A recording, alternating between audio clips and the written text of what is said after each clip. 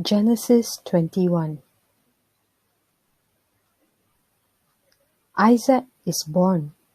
The Lord was gracious to Sarah just as he had said he would be. The Lord did for Sarah what he had promised to do. Sarah became pregnant. She had a son by Abraham when he was old. The child was born at the exact time God had promised.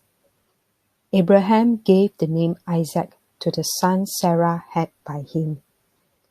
When his son Isaac was 8 days old, Abraham circumcised him.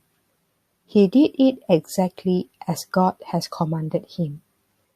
Abraham was 100 years old when his son Isaac was born to him. Sarah said, "God has given laughter to me. Everyone who hears about this will laugh with me." She also said, "Who would have said to Abraham that Sarah would breastfeed children? But I've had a son by him when he is old."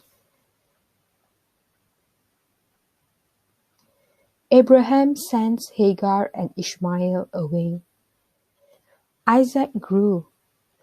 The time came for his mother to stop breastfeeding him.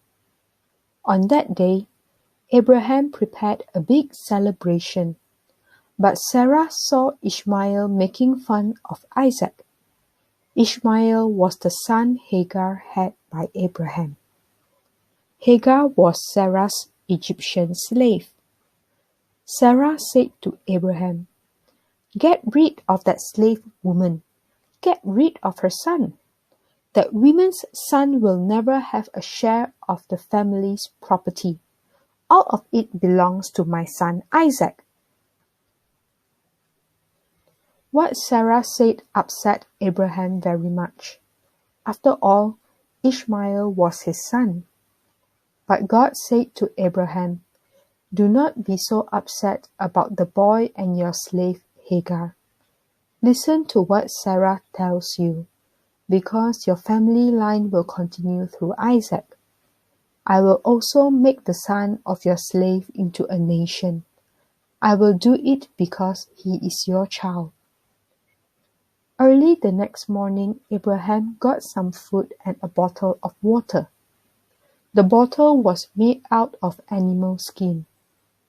He gave the food and water to Hagar, placing them on her shoulders. Then he sent her away with the boy. She went on her way and wandered in the desert of Beersheba. When the water in the bottle was gone, she put the boy under a bush. Then she sat down about as far away as a person can shoot an arrow. She thought, "I can't stand to watch the boy die." As she sat there, she began to sob. God heard the boy crying. When the angel of God called out to Hagar from heaven, he said to her, "What is the matter, Hagar? Do not be afraid. God has heard the boy crying as he lies there. Lift up the boy and take him by the hand. I will make him into a great nation." Then God opened Hagar's eyes, and she saw a well of water. So she went and filled the bottle with water and gave the boy a drink. God was with the boy as he grew up. He lived in the desert and learned to shoot a bow and arrow. While he was living in the desert of Paran, his mother got a wife for him from Egypt. The agreement at Beersheba. At that time, Abimelech and his army commander Phicol spoke to Abraham. They said to Abraham, "God is with you in everything you do. Now make a promise to me here while God is watching. Give me your word that you will treat me fairly. Promise that you will treat my children and their children the same way. I've been kind to you. Now you be kind to me and the country where you are living as an outsider." Abraham said, "I give you my word that I'll do it." Then Abraham complained to Abimelech that his servants had taken over a well of water. But Abimelech said, "I don't know who has done this. You didn't tell me, and today is the first time I heard about it." So Abraham gave Abimelech sheep and cattle. The two men came to an agreement.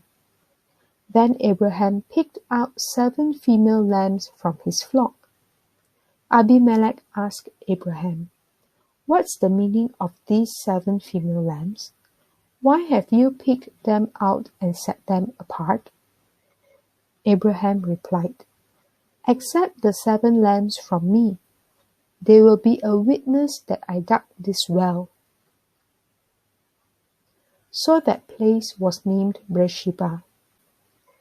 That's because there the two men came to an agreement.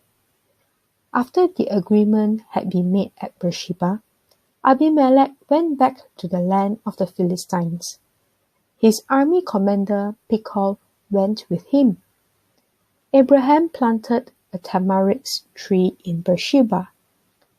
There he called on the name of the Lord, the God who lives forever. Abraham stayed in the land of the Philistines for a long time.